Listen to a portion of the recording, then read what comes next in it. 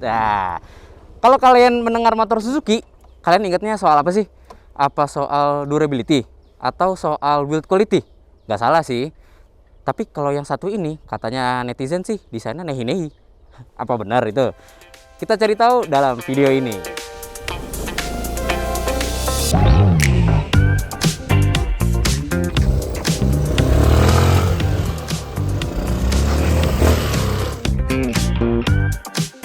Oke, ini dia Suzuki Berkman Street 125iX, dimana dia ini kalau misalkan kalian bilang JDM, ada benar juga. Kenapa? Karena ini dijual di Jepang, ini dijual di India, Jaipur Domestic Market, dan ini Berkman dijual juga di Eropa.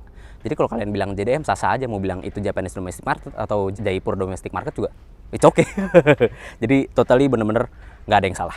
Sekarang kita bahas soal desainnya, yang dimana Suzuki bilang Berkman ini memiliki desain yang elegan. Kenapa? Karena kelihatan dari pemilihan warna, karena Suzuki Berkman ini ada 3 pilihan warna dan ada ornamen-ornamen list chrome di bagian depan sampai ke buntut belakangnya.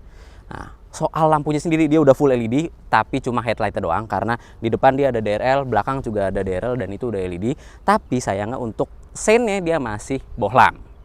Masih bahas soal desainnya, Berkman sendiri kan kita tahu kalau Suzuki itu memiliki family big scooter ya, atau maxi scooter atau scooter touring yang memiliki nama keluarga Berkman, di mana dia ada kelas 400 cc, ada 250 cc dan sekarang ada yang 125 cc. Nah, kalau yang 400 cc dan 250 cc itu Q design atau karakter desainnya itu tuh bener-bener mirip. Sementara untuk yang Berkman Street ini, desainnya tuh sebenarnya masih bernuansa maxi scooter atau scooter touring. Cuma Q desainnya ada banyak perbedaan dibandingkan dengan family Berkman yang lain. Seperti yang pertama di bagian lampu, dia klasternya itu nyambung untuk headlamp, nggak kepisah kayak Berkman yang 250 cc atau 400 cc. Dan kalau kita lihat ke bagian samping, kalau Berkman yang atasnya ya, kakak-kakaknya, bodi bagian samping itu minim banget aksen-aksen garis desain, dimana kalau di Berkman Street ini dia memiliki tambahan aksen garis di bagian panel bodi samping yang jujur membuat kesana tuh agak berlebihan sebenarnya untuk bodi bagian samping ini. Kenapa nggak mulus aja gitu ya? Mungkin nanti kita tanyain ke desainer Suzuki-nya ya, itu alasan yang nggak bisa kita jawab. Terus untuk di bagian belakangnya sendiri, well, keren sih. Sebenarnya dia gayanya model motor-motor ala Eropa, walaupun emang sekarang motor Eropa, motor Jepang, dan motor Indianya pun juga Suzuki disamaratain sih kayak desainnya. Terlebih dia udah ada side markernya, atau bisa kita bilang mata kucing ya, atau cat eye. Sekarang kita putar motornya dan barulah kelihatan kalau proporsi dari buntut si Berkman Street ini besar kelihatannya. Terus kalau kalian lihat memang proporsinya agak miss. Kenapa? Karena di bagian belakang ini kerasa proporsi bannya itu kurang mundur ke belakang. Ini sebenarnya ada fakta menarik. Kenapa? Karena kalau ngomongin soal wheelbase ya, Berkman ini memiliki wheelbase yang sebenarnya lebih panjang dibandingkan dengan Vario 125. Walaupun cuma 1 cm doang lebih panjang. Tapi berarti bukan wheelbase yang proporsinya miss, tapi emang karakter dari si Suzuki Berkman ini yang memiliki desain khas skuter touring ala Suzuki. Makanya dia proporsinya gede banget di bagian buntut. Jadi kelihatannya emang agak miss jadinya. Nah, udah bahas soal wheelbase, sekarang kita nyambung lagi ke soal kaki kakinya, di mana si Berkman ini memiliki kaki kaki di bagian depan itu profil ban sebesar 90/90 dengan lingkar 12. Yang di belakang itu 100/80 dengan lingkar yang 12 juga, jadi lebih proporsional dibandingkan dengan Suzuki Avenis. Untuk suspensi sendiri, yang depan biasa ya, cuma teleskopik, dan belakang pun juga biasa, single shock doang. Cuma single shock yang di belakang ini kok kelihatannya agak kurus banget ya. Kelihatannya kayak, ya jujur nggak ini gitu, nggak imbang sama proporsi bodinya. Oke, velgnya sendiri dia desainnya sama dengan yang Avenis, dan bannya itu karena Berkman ini berstatus CBU ya, completely built up, jadi benar-benar langsung didatengin dari India. Dia pakai ban merek MRF dari India, dan alurnya sendiri kayak alur ban dual purpose gitu. Sekarang kita masuk ke soal pembahasan mesin, di mana Suzuki Berkman ini memiliki mesin Suzuki Eco Performance berkubikasi 125 cc yang memiliki tenaga sebesar 8,5 PS dengan torsi 10 Nm. Memang kalau dibandingkan dengan rival-rival di kelasnya, tenaga tersebut terasa kurang. Tapi nanti akan kita bahas nih bagaimana impresinya mesin ini jika kita gunakan untuk mengitari sirkuit di pabrik Suzuki ini. Nah, tenaganya emang gak gede-gede banget, tapi klaim Suzuki konsumsi bahan bakar dari Berkman Street ini mencapai 52 sampai 56 km per liter, yang dimana itu irit banget tanpa adanya teknologi-teknologi kayak misalkan hybrid atau apapun itulah ya. Nah, dengan keiritan konsumsi bahan bakar tersebut dan kapasitas tangki sebesar 5,5 liter, berarti Suzuki Brookman ini memiliki jarak tempuh yang lumayan jauh. Ya, itu artinya dengan angka tersebut membuktikan bahwa mesin Suzuki Eco Performance Alpha ini benar-benar irit. Yang dimana kalau ada, kita lihat ya stikernya itu tulisannya Sep Alpha ya. Untung A-nya itu ada di belakang, bukan di depan. Kalau di depan jadi Asep.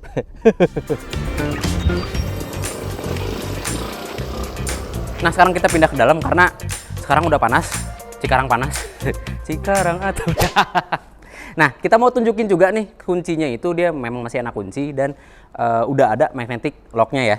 Jadi kita masukin aja karena kita pengen tunjukin nih speedometernya. Tapi sebelum kita tunjukin speedometer, kita mau ngasih tahu tombol-tombol apa aja sih yang ada di stang kemudi si Brookman ini. Oke, stangnya sendiri dia udah tertutup cover nih, rapi, dan ini mengingatkan kita bentuknya sama kayak Yamaha Lexus sih, jujur agak-agak identik. Oke, terus tombol apa aja sih yang ada di stangnya ini? Nah, untuk yang sebelah kiri dulu ada lampu dim nih, tombol dim yang paling atas, terus lampu sein sama klakson. Standar ya.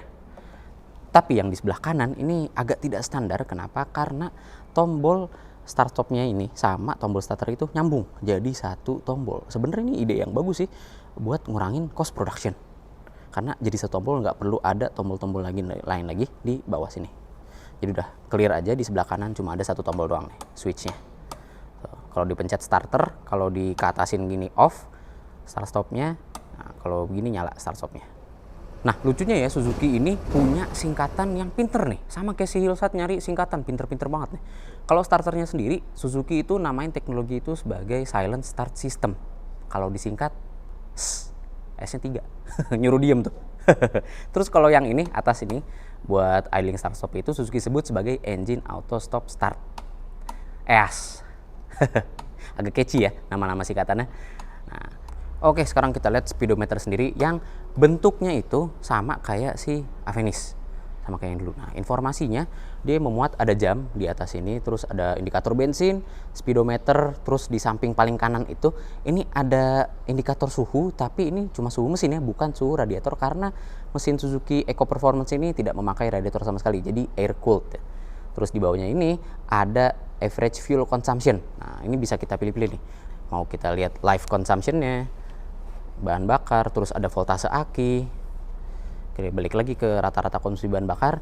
Nah, di sebelah kirinya itu ada trip meter nih, ada yang A sama B. Tuh. Terus odometer. Balik lagi ke trip A. Nah, jadi bisa kita ubah-ubah ya di informasi bawah speedometer ini. Nah, di samping sebelah kanan dia ada tombol sein sama indikator warning nih. Tuh. Terus ada indikator. Nah, ini EAS-nya tadi itu, ya, engine auto start stop-nya. Oke, terus di sebelah kiri itu ada lampu sein juga, ada indikator check engine, indikator lampu dim sama indikator eco. Nah, eco indikator nih ada di sebelah kirinya.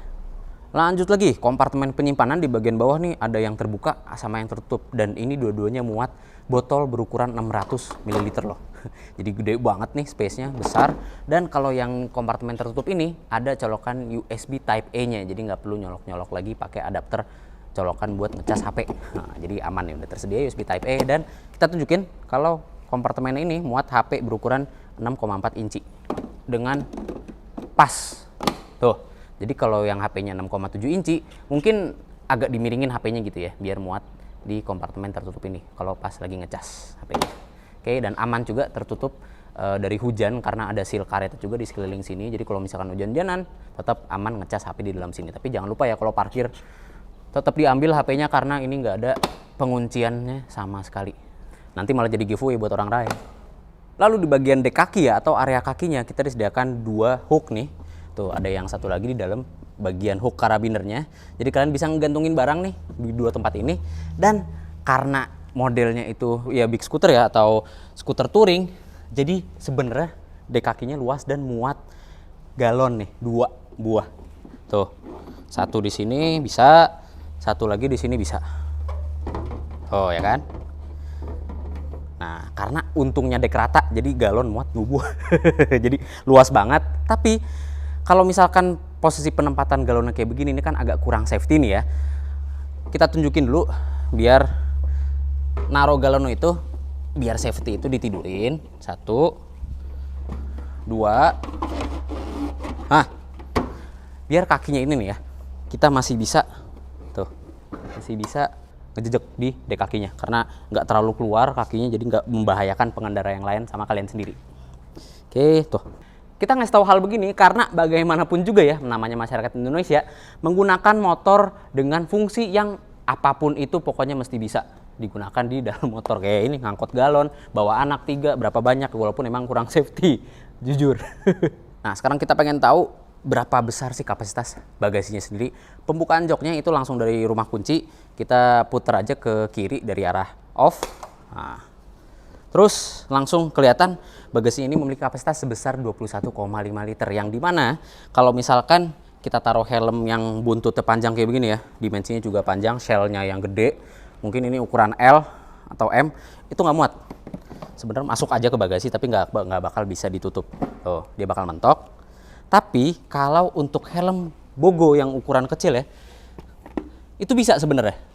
Cuma sayang kita lagi nggak bawa. Ini gue lagi bawa contoh helm modular sebenarnya. Ini ada chin guardnya, cuma chin guard kita lepas biar mengilustrasikan kalau helm ini itu ukurannya sama kayak helm bogo yang tanpa visor. Oh, kita masukin dan dia muat. Jadi sebenarnya kalau misalkan pakai helm yang buat cadangan sih ya, buat helm penumpang itu bisa dimasukin ke sini. Sementara helm ridernya mungkin bisa dicantolin aja ya di bagian bawah jok sini. 2. Tapi walaupun memang helmnya itu muatnya ukuran kecil, yang gue suka dari kompartemen di bagasi Brookman ini ialah banyak kompartemen partisi yang bisa memuat toolkit, terus ada buku manual, itu bisa kita simpan di beberapa kompartemen terpisah. Yang dimana membuat bagasi Brookman ini jadi kelihatan rapi. Keren loh. Nah, yang membedakan dari Avensis yang dahulu ya, pembukaan tangki bensin itu ada di bawah jok sekarang. Jadi bukan di buntut jok lagi. Jadi kalau misalkan kalian mau naruh top box ya, aksesoris di belakang ini masih aman karena pembukaan tutup tangkinya itu ada di balik jok. Yang dimana ini kapasitas tangkinya yang seperti tadi kita sebutkan di awal itu 5,5 liter. Habis ini kita langsung lanjut riding aja, tapi sebelum itu kita mau nunjukin dulu nih posisi riding di Brookman Street 125 iX ini, yang dimana karena ini skuter touring atau maxi scooter, dia punya posisi berkendara yang ergonomis, segitiganya itu nyaman banget. Dari mulai posisi stang yang dekat ke badan, terus posisi bokong yang ditopang sama jok yang nyaman nih ya, bisa senderan nih di joknya ini karena lekukannya ini kita bisa nyender, dan posisi kaki ala maxi scooter yang fleksibel banget tuh. Ini ukuran kaki 41 aja bisa muat dengan lega. Dan kalau kalian lihat ya, decknya sendiri emang lebih tinggi dibandingkan maxi skuter yang ada di Indonesia. Kenapa? Karena ground clearance pun juga tinggi. Dia punya ground clearance tinggi 160 mm. Itu tinggi banget.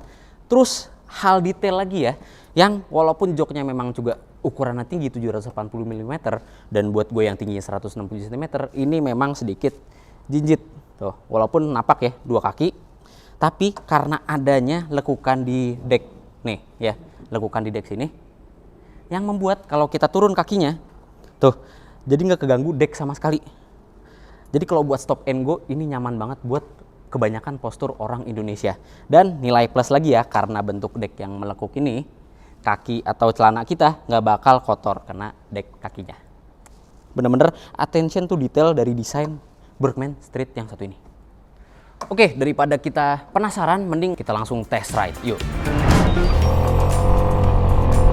Oke, hal pertama yang gue rasain di Brookman Street ini ya, dari ridingnya sendiri, soal maneuverability-nya ini juara. Karena beratnya sendiri itu cuma 111 kg, yang dimana hitungannya ringan banget untuk kelas motor maxi scooter touring ini.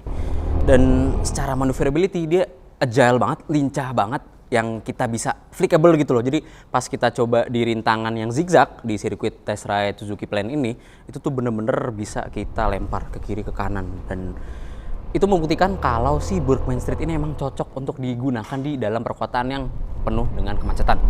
Manuver yang gesit itu juga mungkin ya didukung sama wheelbase yang kalian bilang nih ya, kalian suka bilang kalau wheelbase itu kurang proporsional. Emang kelihatannya pendek, tapi itu membuktikan bahwa manuver di Brookman Street ini jadi lebih lincah dibandingkan dengan motor-motor sekelasnya. kita udah nyoba motor-motor sekelas kayak misalkan si Vario atau Lexi ya, itu si Burkman ini bisa diadu soal kelincahan. Jadi kalau soal proporsi ya oke lah, mungkin bisa dikatakan miss, tapi kalau soal maneuverability ini salah satu yang juara. Nah, untuk mesinnya sendiri, Suzuki Eco Performance Alpha yang disingkat SEP-A, itu memiliki tenaga memang torsinya itu 10 Nm dengan tenaga 8,5 PS. Di putaran awal dia emang agak berat tarikannya karena mungkin emang karakter CVT khas Suzuki, karena yang kita rasakan di Next sendiri, kita waktu itu pernah nyoba Next kan di video V-Strom yang sebelumnya kita gunakan sebagai camp bike, itu putaran awalnya juga dia agak berat, jadi emang karakter CVT-nya ya. Cuma di putaran awal mesin SEP-A-nya ini ya, untung bukan ASEP, dia tarikan awalnya itu kerasa halus dan lumayan responsif. Walaupun emang secara spek on paper dia tenaganya kurang dibandingkan dengan rival-rival sekelas kayak Vario 125 atau si Lexi 125 yang dulu ya. Sekarang kan Lexi udah naik kelas, jadi udah nggak bisa dibandingin lagi sama si Berkman Street ini. Oke, si mesin SEP-A ini emang tarikan awalnya halus, enak dan lancar ya. Jadi tenaganya itu bener-bener eco performance banget ya. Jadi mesin ini fokus untuk berkendara eco aja. Cuma kalau soal putaran menengah ke atas ya, tenaganya udah mulai hilang, kayak misalkan udah di kecepatan 40 sampai ke 60 km per jam, dia naiknya tuh agak lama udah di atas 60 km per jam tuh makin lama tuh naiknya tenaganya. Jadi emang Burkman Street ini lebih cocok untuk digunakan stop and go. Ya cocok sih kayak di Jakarta aja kan, kayak penggunaan Jakarta kita selalu ketemu macet, jarang banget ketemu jalanan yang lowong yang bisa sampai 100 km per jam. Dan kita pun menyarankan ya jangan sampai 100 km per jam karena menyangkut soal safety juga. Jadi sebenarnya kalau untuk digunakan sehari-hari cukuplah performance engine dari Suzuki Eco Performance ini. Nah, masuk bahas soal pengeremannya, yang dimana Suzuki Burkman Street ini pengereman depannya itu udah disc brake, walaupun emang diameter kecil dan cuma satu pot, terus belakang masih teromol karena emang kalau dibandingin sama rival-rival sekelasnya juga masih teromol. Tapi kalau rival sekelas itu kan ada teknologi ya pakai ABS lah atau misalkan pakai kombi brake system. Kalau di Suzuki Burkman Street ini dia nggak ada teknologi atau fitur apapun di pengeremannya. Walaupun memang dia masih memakai teromol dan disc brake di bagian depan, tapi pengeremannya sendiri masih bisa diurut. Jadi untuk tuasnya sendiri empuk dan dia nggak ngegetin sama sekali. Jadi soal pengeremannya ini kita bisa bilang kalau akurasinya itu bagus dan mengurutnya pun juga enak. Jadi bener-bener nyaman untuk penggunaan harian. Soal suspensinya sayang karena di sirkuit tes Suzuki ini nggak ada sama sekali kayak jalanan yang berbumpi ya atau speed trap. Jadi kita nggak bisa ngerasain bantingannya kayak gimana si Burkman ini secara real penggunaan. Mungkin itu bisa jadi alasan juga buat kita minjem si Burkman ini untuk kita gunakan sehari-hari. Gimana sih impresinya? Nah, mungkin kita bisa tunjukin nanti di video selanjutnya ya, pas kita bawa Burkman Street ini di jalanan ibu kota. Overall kesimpulan di impresi riding kali ini, Suzuki Burkman Street ini tuh bener-bener punya kontrol yang bagus banget, dimana dia kalau kita manuver yang agak ekstrim kayak dimiring-miringin, Suzuki Burkman Street ini masih nurut banget untuk diajak nggak ngelawan sama sekali ketika kita belokin miring.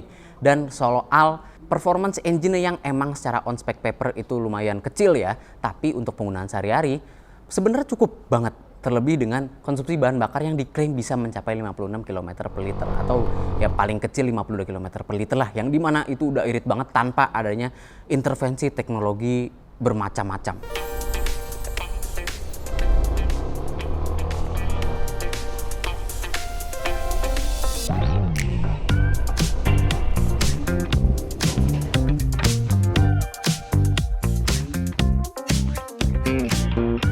Jadi kesimpulannya Burkman Street ini memang cocok banget untuk digunakan di dalam kota. Di luar tenaga mesinnya yang mengatasnya kurang dan sayang untuk bantingannya belum kita bisa rasakan. Nanti biar kita ada alasan juga buat minjem si Burkman Street ini. Oke, untuk pengeremannya sendiri mungkin ada satu nilai atau satu hal lagi yang bisa kita jadi masukan untuk Suzuki-nya sendiri, yaitu coba tolong masukin fitur parking assist juga nih atau parking brake lock, biar kalau misalkan ditanjakan atau misalkan lagi macet ya, dalam keadaan macet lampu merah itu bisa kita gunakan biar kita nggak nahan motornya, walaupun emang motor ringan beratnya cuma 111 kg, tapi dengan fitur itu ibu-ibu pun bisa kebantu dengan fitur tersebut.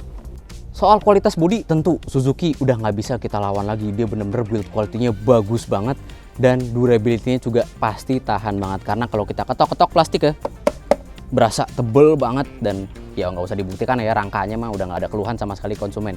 Pokoknya Suzuki Burkman Street ini punya kualitas yang good, tapi desainnya good juga, gujarat.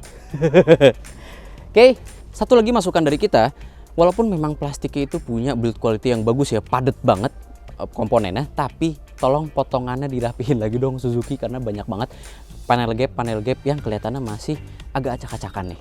Itu tolong dirapihin lagi kalau nanti udah dikasih ke konsumen. Jadi dengan harga 24,7 juta on the road Jakarta, apakah kalian tertarik untuk meminang Suzuki Berkman Street ini? Komentar aja di bawah, oke? Karena Suzuki Berkman Street ini, Suzuki S-nya itu solid. Nah, dengan harga tersebut, Suzuki Berkman Street ini bisa mendapatkan gelar sebagai skutik touring atau maxi scooter yang memiliki harga paling murah di antara lawan-lawannya. Enak banget kan, bisa selonjoran kakinya, bisa punya posisi riding yang nyaman dengan harga cuma 24 jutaan doang. Oke, itu aja dari kita. Kalau kalian suka dengan konten ini, klik like, subscribe, dan jangan lupa komentar di bagian bawah. Dan tunggu video seru selanjutnya dari Autonet Max. Gue Bagas Satrio, dadah!